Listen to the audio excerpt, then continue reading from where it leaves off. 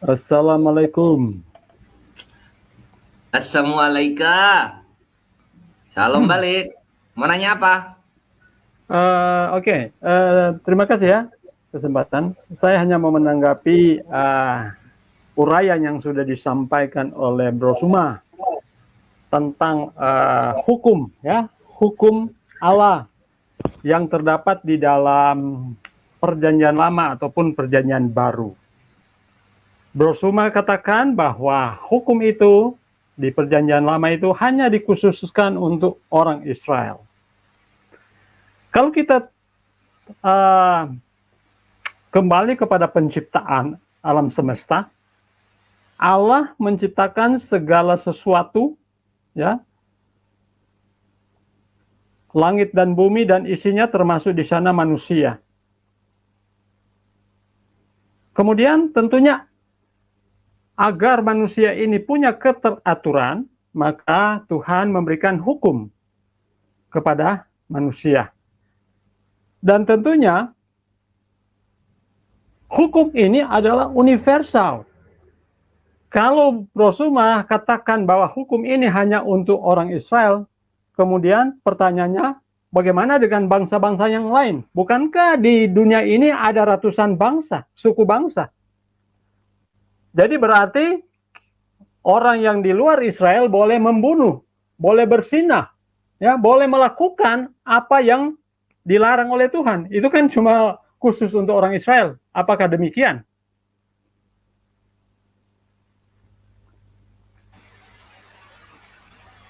Bunda? Tentunya tidak, kan? Oh, oke. Saya pikir masih ada. Ya, coba sahabat saya Pak Ferry ya, tolong tunjukkan saya dulu dalil bahwa hukum Taurat itu diwahyukan oleh Allah untuk seluruh umat manusia. Boleh nggak saya kasih dalil? Oke, bolehkah Anda juga tunjukkan dalil bahwa Allah yang pencipta ini hanya khusus orang Israel? Boleh?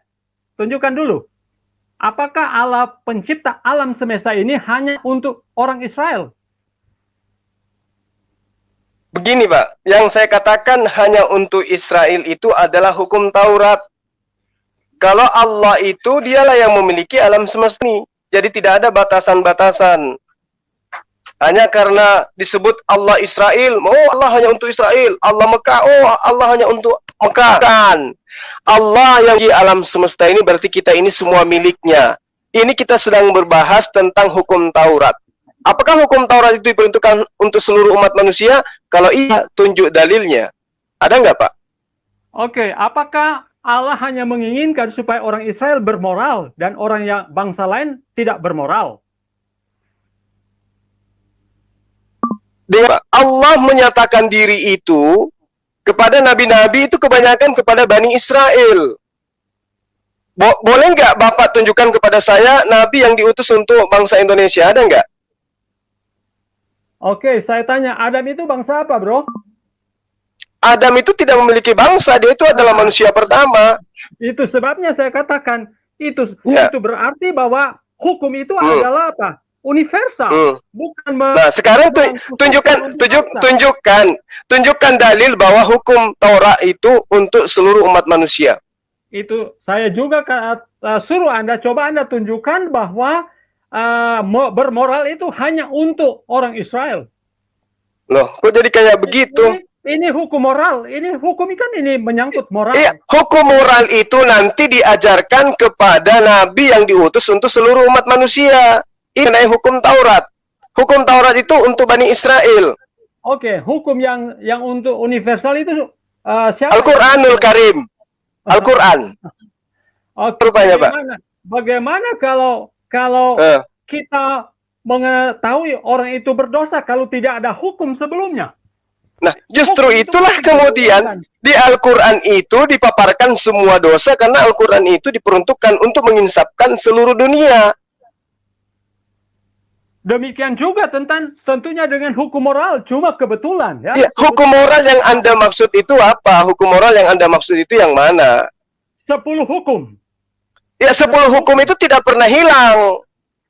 Itu 10 hukum itu tidak pernah hilang. Ya, tapi yang terkait dengan hukum Taurat itu dikhususkan kepada Bani Israel. Oke, berbicara tentang hukum Taurat itu Anda harus paham juga. Ada hukum upacara dan juga hukum sipil. Jadi apapun itu, hukum Taurat ketika diwahyukan oleh Allah itu diperuntukkan kepada Bani Israel. Ke-10 hukum itu kemudian itu tidak pernah luntur sampai kiamat datang. Nah, perubahan 10 hukum itu kemudian diperuntukkan kepada seluruh umat manusia melalui Al-Quranul Karim. Maka Al-Quran itu seruannya kepada seluruh umat manusia. Kalau hukum Torah, seruannya itu hanya kepada Bani Israel. Oke, jadi Anda harus pahami dulu apa itu hukum Torah. Ya, silakan ajarkan saya. Oke, hukum Torah itu kan terdiri dari hukum moral, hukum upacara, dan juga apa? Hukum sipil. Nah, kalau itu diperuntukkan untuk siapa? Hukum-hukum itu diperuntukkan untuk siapa? Itu untuk universal, untuk seluruh umat manusia di dunia ini. Mana dalilnya? Tidak ada dalilnya. Berarti Anda melanggar. Kalau tidak ada dalilnya, berarti Anda... Sebentar. Apakah orang sekarang boleh mencuri? Nggak bisa. Nggak boleh. Kenapa? Karena diatur di dalam Al-Quran. Diatur nggak boleh. Dalam Alkitab. Ya, tapi itu hanya untuk Bani Israel, Pak. Itu, bro, diulangi oleh Yesus di Perjanjian Lama. Ya, Yesus untuk Bani Israel. Kalau kami bukan Bani Israel, jadi kami sudah boleh membunuh. Bapak harus tunduk kepada Al-Quran. Bukan. Kami punya Alkitab. Bukan. Alkitab yang Anda klaim itu kitabnya Bani Israel, Pak Peri. Saudara pembicara sudah katakan Perjanjian Lama, Perjanjian Baru. Ya. Itu untuk Bani Israel. Itu untuk Bani Israel, Pak. Semua. Itu untuk bukan. Itu tidak pernah diajarkan. Yesus tidak pernah mengajarkan itu. Musa tidak pernah ajarkan itu. Ajaran mereka hanya untuk Bani Israel. Berarti kalau cuma Bani Israel, orang Eropa sudah bisa membunuh orang... Nggak bisa Eropa. Orang Eropa harus tunduk kepada aturan Al-Quran. Ada tertulis di dalam hukum Allah itu sudah... Itu kekal. Hukum Allah kekal, betul. Kekal bagi Bani Israel. Dan untuk semua bangsa. Karena Allah yang menciptakan alam semesta ini bukan cuma Allah orang Islam, orang Kristen, semua alam semesta ini adalah Allah yang satu. Betul, tapi ketika itu tinggal tergantung dari kita. Enggak, Pak. Anda tidak bisa menunjukkan dalil di mana hukum Taurat itu untuk seluruh umat manusia. Dan Anda juga tidak bisa menunjukkan dalil bahwa Allah yang menciptakan alam semesta ini adalah hanya untuk Allah orang Israel.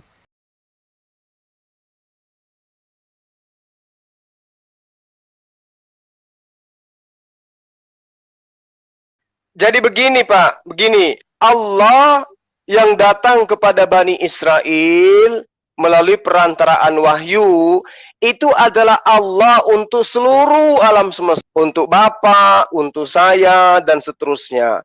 Tapi terkait tentang hukum-hukum yang Allah wahyukan kepada Nabi Musa, kepada Yesus, itu dikhususkan kepada Bani Israel. Kalau yang untuk kepada kita, loh, itu bukan pendapat saya. Dalil sudah ditunjukkan tadi. Salah satunya Yeremia 31 ayat 33. Anda tidak bisa membantah itu. Nah, kemudian Al-Quran datang untuk seluruh umat manusia. Ya ayuhan nasu abudu rabbakumul ladzi khalaqakum. Ya ayuhan nasu kulu mimma fi ardi halalan tayyiba. Ya ayuhan nasu taqu rabbakumul ladzi khalaqakum. Ya ayuhan nasu qad ja'akumur rasul bil haqq. Ya ayuhan nasu qad ja'akum burhan. Ya ayuhan nasu qad ja'atkum mau'idatun. Ya ayuhan nasu taqu rabbakum inzalzala. Ya, dan seterusnya. Ya ayuhan nas, ya ayuhan nas, ya ayuhan nas. Wahai seluruh manusia, wahai seluruh manusia. Itu Al-Quran. Kalau yang lainnya, ya Basrael, ya Musa, ya Isa, ya Adam. Tidak ada ya ayuhan nas. Hanya seruan Shema Israel, Shema Israel. Tidak seperti Al-Quran.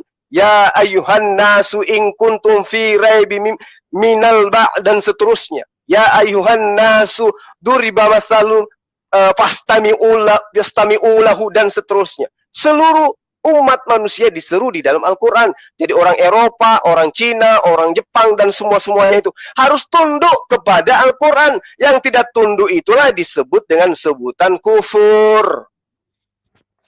Makanya Al-Quran itu diperuntukkan untuk seluruh manusia, Pak. Termasuk untuk Bapak. Kalau Torah, itu untuk Bani Israel. Gitu, Pak. Oke. Berbicara tentang hukum ini adalah universal. Ya. Hukum moral itu adalah universal. Kalau misalnya hukum itu cuma khusus orang Israel, seperti yang saya katakan tadi, berarti bangsa Eropa, bangsa yang Kristen sudah bisa berzina, sudah bisa mencuri, sudah bisa. Oh, enggak bisa, Pak. Enggak boleh. Karena hukum itu cuma khusus orang Israel. Iya kan? Itu loh. Ya kalau panduannya kepada ajarannya yang ada kepada Musa. Tapi kalau ajarannya kepada Al-Quran, enggak boleh. Karena Al-Quran itu diperuntukkan untuk seluruh manusia. Oke, itu untuk Al-Quran ya. Kalau untuk Alkitab juga untuk semua umat, karena begini. Mana dalilnya? Mana dalilnya? Hukum itu adalah universal. Dari mana dalilnya, Pak? Saya butuh dalil. Kemudian saya butuh dalil. Oke, kemudian diteruskan oleh apa? Yesus sendiri, ya. Mana dalilnya? Yesus katakan apa yang Yesus katakan? Ya, sebelum langit dan bumi akan runtuh, satu iota pun itu tidak akan dilenyapkan. Untuk Bani Israel. Itu untuk universal. Oh, Bapak ngarang. Coba Anda lihat, ini sebagai penawar buat Bapak nih ya. Coba Bapak lihat di dalam Ulangan 3 nomor 21, Pak. Mereka Bani Israel membangkitkan cemburuku dengan yang bukan Tuhan. Mereka menimbulkan sakit hatiku dengan berhala mereka. Sebab itu, aku akan membangkitkan cemburu mereka dengan yang bukan umat. Berarti pada masa Allah berkarya kepada Bani Israel, ada bangsa-bangsa yang tidak dianggap umat, Pak. Ada bangsa-bangsa yang dianggap sebagai bangsa bebal. Yang tidak datang kepada mereka aturan Tuhan. Yang tidak datang kepada mereka sosok penolong, seorang nabi. Makanya dikatakan Bani Israel itu umat pilihan. Kenapa umat pilihan? Karena Allah menyatakan diri kepada mereka. Allah tidak menyatakan diri kepada umat bangsa Jepang, bangsa Indonesia, tidak. Tetapi nanti Allah akan mengutus sosok satu manusia, di mana manusia itu untuk seluruh bangsa. Dialah Rasulullah Muhammad SAW. Kalau Yesus hanya untuk Bani Israel, Pak. Aku diutus hanya kepada domba-domba yang hilang dari Bani Israel. Coba. Ada domba lagi di luar kandang, ya kan? Domba yang di luar kandang, domba yang di luar kandang, domba yang di luar kandang, domba yang di luar kandang. Di luar kandangnya itu adalah Bani Israel yang tidak pernah bertemu dengan Yesus, tetapi mengimani Yesus sebagai utusan Allah. Itu yang dimaksud. Ingat, domba itu identik dengan Bani Israel. Jadi tentang hukum itu universal, ya. Betul, tapi Al-Quran. Untuk Al-Quran, iya betul. Al-Quran mengatakan la taqrabuz zina, jangan berzina. Ini untuk siapa? Untuk seluruh manusia. Jangan berzina, la taqrabuz zina. Ya, firman Tuhan juga mengatakan jangan berzina, jangan membunuh. Ya? Nah, cuman yang perlu Bapak pahami adalah hukum yang Anda maksud itu adalah hukum masa lalu yang datang kepada Nabi Musa, yang masih Anda tegakkan hari ini. Padahal hukum itu hanya diperuntukkan kepada kaumnya. Begitu datang Rasulullah Muhammad SAW yang sama, bukan dibatasi kepada kaumnya Rasulullah Muhammad SAW, tapi seluruh umat manusia, termasuk Bapak. Hukum itu kekal dan hukum itu universal. Itu saja. Ya? Hukum itu kekal dan universal. Bukan cuma bangsa A, bangsa B, tetapi semua bangsa. Oke. Sekarang saya tanya, Pak. Sekarang saya tanya. Jadi bangsa tidak boleh berzina, tentunya tidak. Sekarang saya tanya, bagaimana hukum sunat menurut Bapak? Itu kekal atau tidak? Oke, itu tidak termasuk pada hukum moral, oke? Loh, Itu tidak termasuk. yang Anda maksud hukum moral itu apa? Yang Anda maksud hukum moral itu apa? Hukum moral itu adalah 10 perintah Allah yang ditulis oleh jari Allah sendiri. Oke? Oke. Jadi ya ketika Yesus mengatakan tidak setitik pun dihilangkan dari hukum Taurat meskipun yang paling terkecil itu yang mana? Yang orang anggap yaitu mengasihi. Ya, orang Loh, anggap itu mengasihi. gimana ceritanya, Pak? Coba Anda baca di dalam Kejadian 17, bagaimana Allah dengan tegas mengatakan tentang sunat. Orang yang tidak disunat itu dihukum bunuh. Apakah itu hal kecil? Karena Kalau menyebabkan pelanggarnya harus dibunuh. Tanda sebagai itu tanda. Oke. Anda mengakal-akali itu adalah perjanjian. Itu tanda sebagai bangsa. Tidak, Pak. Itu adalah perjanjian kekal Allah. Itu perjanjian kekal loh, Pak. Ya, oke. Perjanjian Ngerti? kekal Allah oleh dengan bangsa siapa? Israel. Tapi kalau hukum moral itu universal. Coba Anda baca Yeremia 31, 33. Apakah Yesus pernah menyuruh, kamu harus disunat, kalau tidak kamu akan dihukum? Loh, kan perintahnya Yesus mengasihi Allah, kan? Iya, mengasihi Allah, tetapi bukan. Nah, bagaimana cara Anda mengasihi Allah? Bagaimana cara Anda mengasihi Allah kalau Anda melanggar perintahnya? Itu sama dengan tidak mengasihi Allah. Nah, berarti mengasihi Allah harus mengikuti perintahnya, kan? Jadi Anda harus, tadi saya sudah katakan, hukum Taurat itu ada hukum moral, ada juga hukum upacara. Sunat itu termasuk pada hukum upacara. Di mana dikatakan bahwa sunat itu hukum upacara?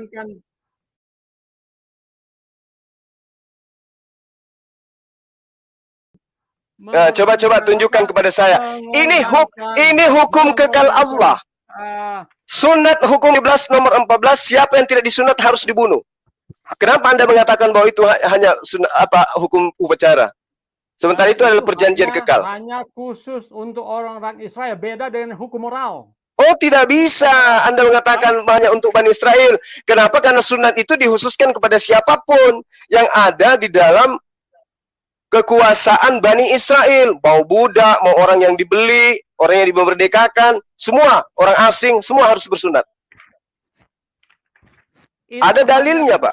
Itu hanya khusus orang Israel sebagai tanda. Oh, tidak bisa, Bapak. Bapak melanggar. Kalau Anda mengatakan itu hanya untuk Bani Israel. Adalah hukum moral.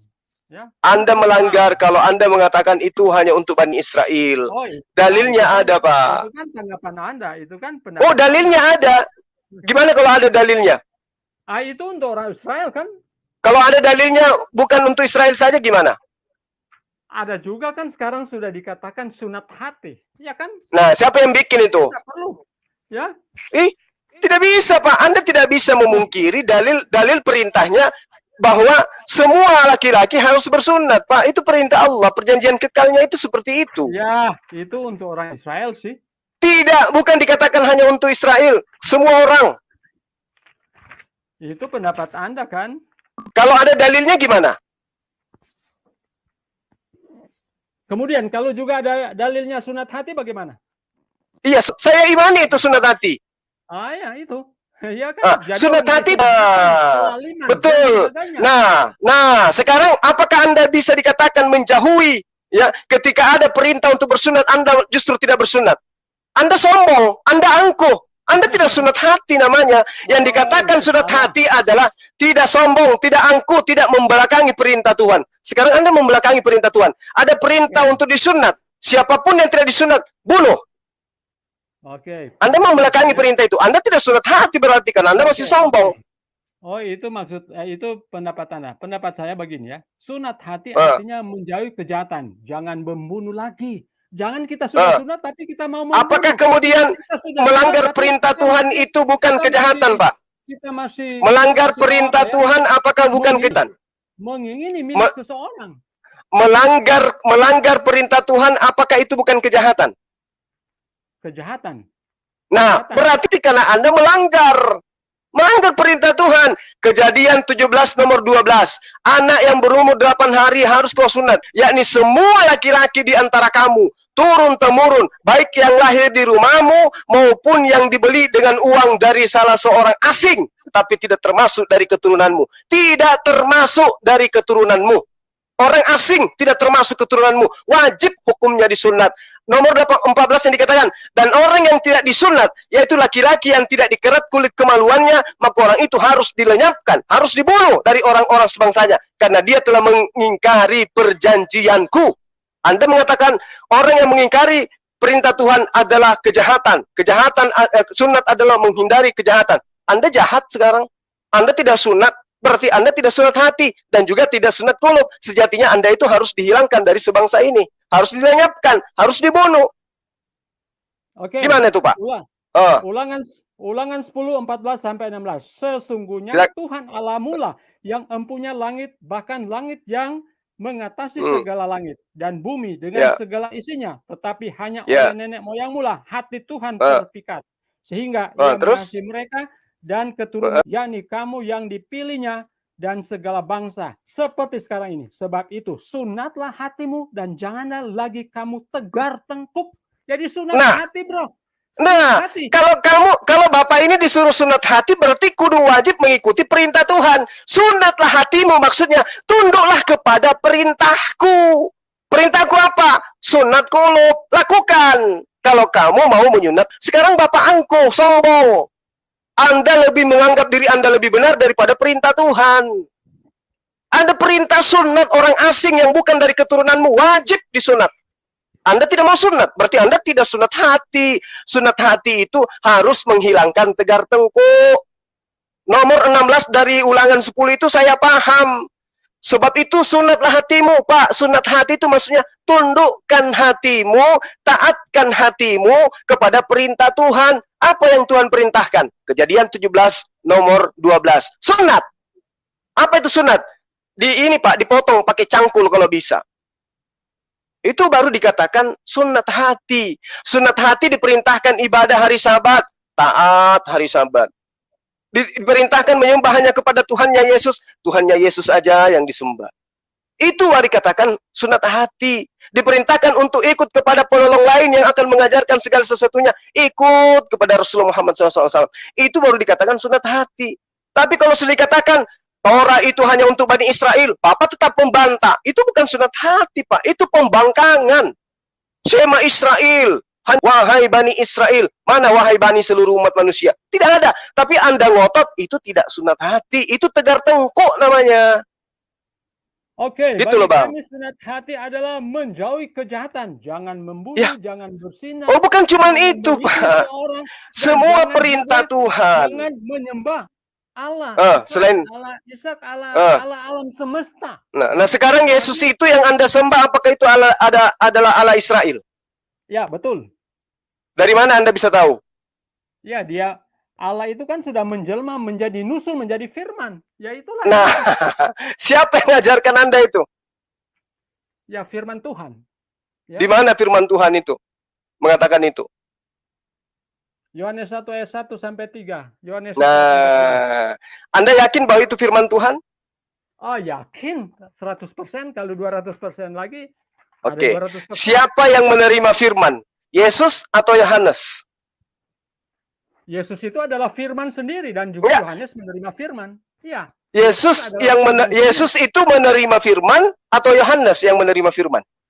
Oke. Yohanes menerima firman, tapi Yesus itu ada juga lah firman. Yohanes 1 ayat 1. Iya, itu karena itu tulisan Yohanes. Nah, sekarang yang menerima firman lebih dulu Yohanes apa Yesus nih? Tentunya Yesus sendiri adalah firman. Yang akhir. Berarti yang menerima firman pertama kali itu adalah Yesus, kan? Bukan, dia adalah firman sendiri. Bukan dia menerima firman, tetapi dia firman yang menusul menjadi manusia. Loh, Yesus mengaku kok dia menerima firman? Tapi dia adalah firman itu sendiri. Tunggu, jangan dulu Anda tapi-tapian. Sekarang Yesus itu menerima firman menurut Yesus. Yohanes 17 nomor 8. Gimana tuh, Pak? Dia itu adalah firman sendiri. Itu kata Yohanes. Itu kata Yohanes. Itu kata Yohanes. Anda mau menggunakan Alkitab atau tidak? Saya menggunakan Alkitab. Ini saya gunakan Alkitab Anda yang mengatakan firman itu telah menjadi manusia siapa? Yohanes atau Yesus? Yohanes. Nah, sekarang mana pengakuan Yesus? Ini bukan firman Tuhan atau tidak? Yohanes bukan firman Tuhan atau tidak? Itu sabda-sabda yang dituliskan oleh Yohanes. Sekarang mana pengakuan Yesus? Tetapi itu bukan firman Tuhan tidak? Firman Tuhan. Oh, itu bukan itu kan sudah kita sebutkan tadi, itu adalah tulisan Yohanes. Tetapi bukan firman Tuhan atau tidak? Yang firman Tuhan itu adalah yang diucapkan oleh Yesus. Oh, jadi yang diucapkan Yohanes tidak firman Tuhan. Oh, dari mana Anda bisa tahu? Dari mana Anda bisa tahu bahwa itu adalah firman Tuhan? Coba, coba, dari mana Anda bisa tahu? Segala tulisan yang diilhamkan Allah, ya, itu semuanya dari Allah itu. Jadi apa? Kata siapa? Kata siapa? Apa yang kata siapa? Para rasul itu semuanya diilhamkan. Kata siapa? Allah. Kata siapa?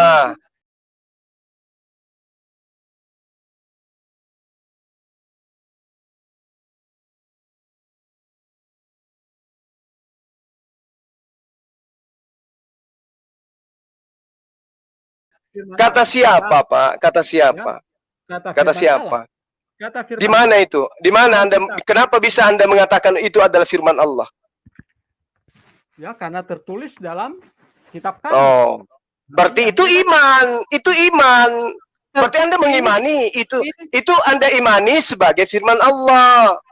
Tapi itu faktanya adalah tulisan Yohanes, orang yang dianggap Yohanes. Iya, saya tanya, itu firman Allah atau tidak? Bukan. Oh, ya. Kalau Anda bilang tidak. Kalau saya bilang firman Allah. Sama juga dengan Anda tanya, Quran itu firman Allah atau tidak? Saya juga bisa bilang tidak. Ya silakan kita sekarang kita buktikan. Nah, sekarang kita buktikan yang mana firman Allah. Ayo. Iya, kita bisa buktikan mana yang firman Allah. Ayo. Oke. Yesus datang itu sebagai penerima firman atau bukan? Dia sebagai nusul dia. Ya, nah, itu dia. Karena Bapak ini lebih tahu daripada Yesus. Ilmu Bapak lebih tinggi daripada ilmu Yesus. Itulah hebatnya melantik Yesus melebihi daripada Yesus ajarkan kepada murid-muridnya. Anda mengatakan Yesus itu adalah firman menjadi manusia. Mana pengakuan Yesus? Ada? Ini firman Tuhan, ya. Firman itu ya ampun. Itu firman Tuhan. Yang diminta ini pengakuan Yesus, Yesus dulu, Pak. Jangan lari ke Yohanes dulu. Yesus dulu, mana pengakuannya? Bahwa dia adalah firman yang datang menjadi manusia. Sekarang saya bertanya, Anda percaya ini firman Tuhan atau enggak? Enggak, saya tidak percaya. Oh, berarti ya sudah. Diskusi kita sudah selesai. Karena untuk apa saya mau jelaskan? Sedangkan Anda tidak percaya, ya kan? Ya, minimal Bapak bisa menunjukkan kepada saya bahwa ada pengakuan Yesus bahwa dia adalah firman yang menjadi manusia. Ada nggak pengakuan Yesus? Ini firman Tuhan sudah jelas. Nah, yang saya tanya, ada tidak pengakuan Yesus bahwa dia adalah firman yang menjadi manusia? Ada nggak, Pak? Tapi ini sudah jelas dikatakan, ya, bahwa itu sudah jelas dituliskan oleh Yohanes. Sekarang pengakuan Yesus ada enggak? Kan Yesus yang menjadi ajaran, Yesus yang menjadi acuan, Pak, bukan Yohanes. Bukan Yohanes, tapi Yesus. Oke. Akulah jalan dan kebenaran. Kebenaran itu apa? Firman. Nah, justru karena Yesuslah jalan dan kebenaran itu, maka Yesus yang harus menjadi acuan. Yesus adalah firman menjadi manusia. Mana? Ini apa yang sudah disampaikan oleh murid-muridnya tentunya. Berarti muridnya lah yang menjadi jalan keselamatan dan hidup bagi Kristen, bukan Yesus. Yesus mana mengakui bahwa dia adalah firman menjadi manusia? Yesus adalah jalan. Yesus adalah jalan. Kata siapa? Yang dituliskan oleh para rasul. Jadi kita percaya pada rasul-rasul dalam Alkitab. Sebelum dituliskan, Yesus harus mengatakan terlebih dahulu. Kalau tidak ada ucapan Yesus, berarti mereka ngarang-ngarang. Sekarang mana ucapan Yesus bahwa dia adalah firman menjadi manusia? Sama dengan saya tanya, coba Anda tunjukkan juga dalam Quranmu, Allah SWT mengatakan Muhammad adalah utusanku. Oh, ada, Pak, banyak. Banyak kalau itu ya. Allah sendiri yang mengatakan atau malaikat Jibril? Oh, harus melalui Jibril dong. Itu sebabnya melalui Jibril, bukan Allah sendiri. Demikian juga di sini. Ya, ada yang tidak melalui Yesus sendiri tapi melalui rasul-rasulnya. Demikian juga Quran Anda. Quran begini loh, Pak. Begini loh, Pak. Kalau Anda ingin mendudukkan Al-Qur'an, kalau Anda ingin mendudukkan Al-Qur'an dengan kitab Anda, maka Allah Subhanahu wa taala harus menjadi manusia dulu, baru datang kepada penulis sahabat-sahabat Rasulullah. Ada enggak Allah kami itu nusul menjadi manusia? Seperti Yesus adalah Allah yang Yesus itu kan Allah menurut kalian yang menjelma menjadi manusia, maka Yesuslah yang kemudian harus berkata kepada Yohanes. Layaknya Anda menginginkan Al-Quran demikian. Allah Subhanahu wa taala harus nuzul menjadi manusia, lalu kemudian setelah itu mengucapkan firman-Nya kepada sahabat Rasulullah. Anda kan maunya kayak begitu. Jadi Anda maunya juga kan seperti apa ya? Seperti harus Yesus yang mengatakan, baru kami percaya. Kan dia adalah Allah. Kan dia adalah firman, Pak. Dia firman. Dialah Allah. Dialah jalan. Dialah keselamatan. Dialah hidup menurut Anda. Maka yang berhak mengajarkan adalah Yesus. Kalau dia menjadi manusia kemudian dia tidak ajarkan itu, percuma dong dia jadi manusia. Untuk apa? Kalau dia tidak mengajarkan kalau dialah pencipta alam semesta, dialah sang firman yang menjadi manusia, percuma dia jadi manusia kalau dia tidak ajarkan itu. Tidak semuanya, tapi ada juga yang dia katakan, akulah Alfa dan Omega. Oh, tunggu dulu. Alfa dan Omega itu diawali dari ayat nomor 1. Apa yang dikatakan nomor 1 di Wahyu 1? Inilah wahyu Yesus Kristus yang dikaruniakan Allah kepadanya. Berarti ucapan Yesus, akulah Alfa dan Omega, itu adalah wahyu dari Allah yang harus Yesus. Bahwa yang Alfa dan Omega itu adalah yang mengutus Yesus, bukan Yesusnya. Dia hanya penyampai firman. Segala firman yang engkau berikan kepadaku telah aku sampaikan kepada mereka. Lalu dia mengatakan, aku tidak berkata-kata dari diriku sendiri. Apa yang aku katakan adalah apa yang diperintahkan oleh Allah untuk aku katakan, aku sampaikan.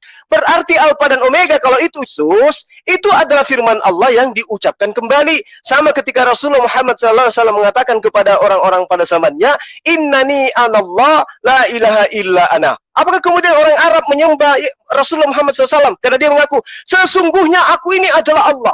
Tidak ada Tuhan selain aku. Apakah kemudian mereka menyembah Rasulullah Muhammad SAW? Tidak. Kenapa? Karena Rasulullah hanya menyampaikan firman. Sama ketika Musa datang kepada Bani Israel, aku adalah aku yang telah menciptakan kalian semua. Apakah Musa disembah Bani Israel? Tidak. Karena mereka sadar, Musa hanya menyampaikan firman Tuhan. Jadi ketika Yesus pun sekalipun dia mengatakan, wahai Bani Israel ketahuilah, akulah pencipta alam semesta, akulah menciptakan segala sesuatunya. Tidak pasti harus disembah. Kenapa? Karena Yesus sedang membacakan teks perintahkan oleh Bapaknya, oleh Tuhannya untuk dia ucapkan. Merujuk kepada sang pencipta. Makanya dikatakan, siapa yang melihat aku, sama dia melihat Bapa. Aku dan Bapa adalah satu. Kenapa? Karena pekerjaan yang aku lakukan bukan dari diriku. Pekerjaan yang aku lakukan adalah perintah dari Tuhanku. Yang aku katakan bukan dari diriku. Kenapa? Yang ku katakan adalah firman dari Tuhanku. Makanya diterangkan di dalam Yohanes 10 nomor 34, 35, 36 ini sudah sering saya sampaikan. Ketika orang-orang Farisi pada saat itu ingin melempari Yesus batu karena dia menyetarakan dirinya dengan Tuhan, apa kata Yesus? Halo, bukankah di dalam kitab Tauratmu dikatakan siapapun yang diberi tugas untuk menyampaikan firman, nah dia ditugasi menyampaikan firman, tapi bukan dia firman Allah itu sendiri. Nah sekarang kondisinya adalah Yesus itu penerima firman. Firman-Nya diterima kemudian diterangkan kepada kaumnya. Keterangan Yesus kepada kaumnya itulah disebut sabda Yesus. Tapi firman Allah itu tetap ada. Nah ini yang mau dicari. Mana firman Allah yang datang pada Yesus ini? Mana firman Allah yang datang kepada Yesus ini? Jadi sekali lagi Yesus itu adalah Allah sendiri ya. Jadi Anda harus juga baca di Wahyu 1 ayat 17 dan seterusnya. Ketika aku melihat dia terku di depan kakinya sama seperti baca ayat, baca dalil seterusnya, Pak. Tangan kanannya di atas. Baca dalil-dalil seterusnya, Pak. Jangan takut. Silakan. Aku adalah yang awal dan yang akhir dan yang hidup. Aku telah mati, namun lihatlah aku hidup sama aku memegang segala kunci maut dan kerajaan maut. Jadi jelas ya, Yesus itu juga adalah Allah. Jadi jangan Anda bilang, oh ya kalau dia manusia biasa tentunya dia tidak berani mengatakan akulah yang awal dan yang akhir. Nah, itu kan tadi saya sudah katakan, Pak. Dia mengucapkan firman Allah. 1 Timotius 1 nomor 17 Anda baca di situ. Bagi raja atas segala zaman, yang kekal, yang tidak kelihatan, satu-satunya Allah, hormat dan kemuliaan sampai amin. Siapa yang tidak kelihatan? Allah Yesus kelihatan nggak? Yesus kelihatan nggak? Yesus dia datang nusul sebagai firman, sebagai manusia. Itu sebabnya dia bisa dilihat. Kalau dia datang sebagai Allah, dia tidak yang bisa Bapak dilihat. sajikan ini, ilmunya yang Bapak sajikan ini itu ajaran Yesus atau ajaran gereja? Ajaran tentunya firman Tuhan dari Allah. Ya, dari dia sendiri. Dia itu adalah firman. Iya. Kalau menurut Kristen, Yesus itu adalah firman. Tapi menurut Yesus gimana? Ini yang jadi acuan ini Yesus, bukan Kristen, Pak. Kebenaran itu dari Yesus, bukan dari Kristen. Oke, yang jadi acuan adalah Yesus dan Allah. Sebagaimana Anda tuntut tadi ya. Saya tanya tadi Anda, apakah Allah langsung berbicara kepada Muhammad, oh kamu adalah utusanku, kamu adalah nabiku? Tidak kan? Tapi melalui siapa? Melalui Jibril. Demikian juga. Nah, Yesus sudah datang menjadi manusia, Pak. Harusnya Yesus itu menjelaskan kepada muridnya. Ini tidak. Muridnya aja yang ngarang-ngarang. Lantas kemudian Bapak katakan itu adalah firman Allah. Sejak kapan Yesus mengatakan itu? Kalau dia adalah Allah, kapan Yesus mengatakan itu? Di buku Wahyu sudah jelas, akulah Alfa dan Omega, yang awal dan yang akhir. Sudah jelas apa itu ucapan Yesus yang asalnya dari Tuhannya Yesus. Coba baca dari dari nomor 1, Pak, dari bab 1 itu. Itu Wahyu 1. Tapi coba lihat juga, baca di ayat saya bacakan tadi 17-18. Iya, sudah benar itu, Pak. Sudah benar. Tapi semuanya itu diawali dari nomor 1 di bab 1. Inilah wahyu Yesus Kristus yang dikaruniakan Allah kepadanya untuk Yesus katakan kepada hamba-hambanya. Kan sudah jelas, Pak. Iya, sudah jelas juga Yesus mengatakan sendiri, akulah Alfa dan Omega, yang awal. Tidak ada yang mengatakan begitu, kecuali ya Yesus, karena dia memanglah adalah Allah. Itu menurut Anda, ini saya sudah katakan kepada Anda, inilah wahyu Yesus Kristus yang dikaruniakan Allah kepadanya. Berarti ucapan Yesus itu karunia dari Allah, kan? Iya kan, Pak? Dia sendiri itu firman itu. Kan kenapa Anda selalu mengatakan Yesus itu adalah firman itu sendiri? Di mana Yesus mengajarkan itu? Coba. Yohanes 1 sampai 3 itu kan jelas. Kan itu bukan itu tulisan Yohanes, Pak. Oke, saya tanya. Al-Quran Anda itu tulisan siapa? Tulisan para sahabat. Para sahabat ya? Iya, sama juga kan? Firman Allah juga ini kan tulisan para rasul. Ada juga para nabi. Sama dengan Al-Quran Anda. Bagaimana Anda percaya? Beda, Pak. Beda. Allah itu tidak terlihat, tidak nampak. Yesus nampak, terlihat. Berarti dia yang harus berkata. Kapan dia berkata? Ya pada saat dia menjadi manusia. Di mana? Di hadapan murid-muridnya. Mana ucapannya? Tidak tahu. Halo? Kan kalau perkataan Yesus kan sudah jelas, Pak. Berkatalah Yesus. Yesus berkata. Lalu kemudian berkatalah Yesus. Kan ada ucapan kayak begitu. Yohanes 1 ayat 1 mana ada ucapan kayak begitu? Ada nggak, Pak? Berkatalah Yesus. Ada nggak? Kalau perkataan Yesus kan Yesus berkata. Kalau perkataan Yesus kan ada perantara, ada keterangan. Berkatalah Yesus, ya Bapa, ampunilah mereka sebab mereka tidak tahu apa yang mereka perbuat. Nah, itu ada pengantar, Yesus berkata. Nah, ini Yohanes 1 ayat 1. Ini ucapan siapa? Anda mengatakan ucapan Yesus. Kapan Yesus ucapkan itu? Itu ucapan Yohanes itu. Itu kan. Nah, itu dia. Berarti ucapan Yesus. Tapi itu firman Allah, sama dengan Quran. Itu ucapan. Gimana ceritanya Anda mengatakan firman Allah sementara Allahnya sudah jadi manusia?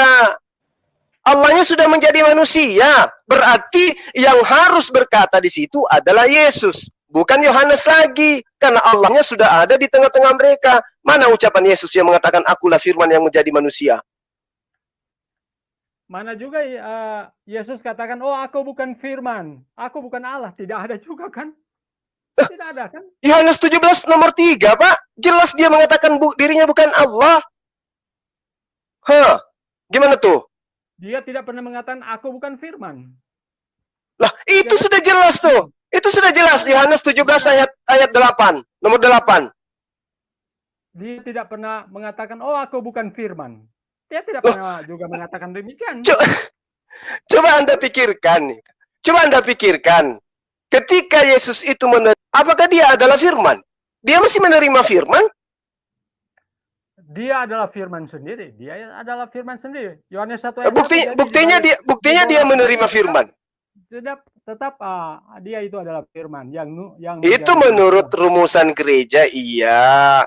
Tapi itu tidak ada bukti. Itu bukan. Lalu siapa? Gereja, itu rumusan siapa? Itu dalam Alkitab kami. Nah itu dia, justru kitab Anda tidak membuktikan kalau itu ucapan Yesus. Tapi ini firman Tuhan kan yang mengatakan. Iya, itu iman Anda. Itu iman Anda. Tapi pada dasarnya iman Anda itu tidak didukung oleh kebenaran absolut. Faktanya Yesus tidak pernah mengucapkan itu. Mau kayak mana lagi coba? Sementara kalau saya kembali ke Al-Quran demikian juga, bukan tidak bisa, Pak. Tapi Jibril. Pak, ya, kan? tidak bisa. Jelaskan. Tidak bisa. Allah tidak pernah menusul menjadi manusia. Berarti posisinya ketika dia berfirman tetap di alam gaib. Yesus menusul menjadi manusia. Ketika dia berfirman, maka manusianya Yesuslah yang harus berkata. Nah, mana perkataannya? Kan dia sudah menjelma menjadi manusia. Allah Subhanahu wa Ta'ala tetap di alam gaib. Tidak ada orang bisa melihat dia berfirman.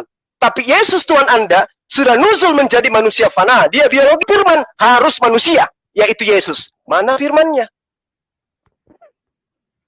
Sebentar, saya ada keluar tadi. Apa pernyataannya?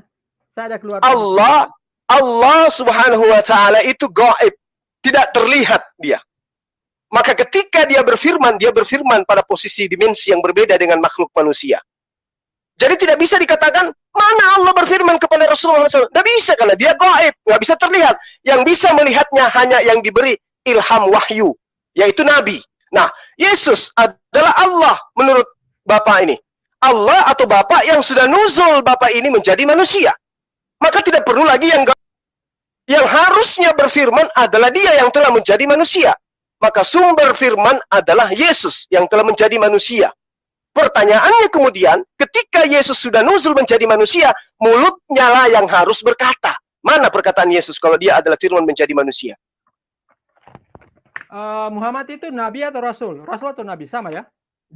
Nabi itu adalah orang yang menerima wahyu untuk dirinya. Rasul, orang yang menerima wahyu untuk dirinya dan untuk kaumnya. Oke. Ya. Kenapa Allah tidak berbicara langsung kepada Muhammad? Oh, tidak bisa. Tidak bisa. Kenapa Musa bisa? Tidak ada itu, Pak. Masa tidak ada? Ya. Masa tidak ada? Coba semua yang dengar di sini, apakah Allah tidak berbicara langsung kepada Musa? Oh, kalau berbicara iya. Kalau berbicara iya. Ya, yang saya maksud, Anda kan minta Allah itu datang kepada Rasulullah SAW. Assalamualaikum. Iya, masuk Pak, silakan lepaskan sepatunya. Kan Anda yang maksudnya kan begitu. Bukan seperti itu, bukan. Lalu? Maksud saya itu berfirman langsung. Oh, justru Rasulullah Muhammad SAW itu diundang, Pak. Diundang ke langit ke-7 dia. Isra Mi'raj dia. Musa tidak.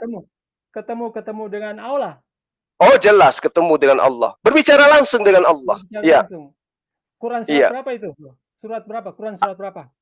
Baca surah yang dimulai Al-Isra. Quran ya. Saya ambil Quran dulu. Ya.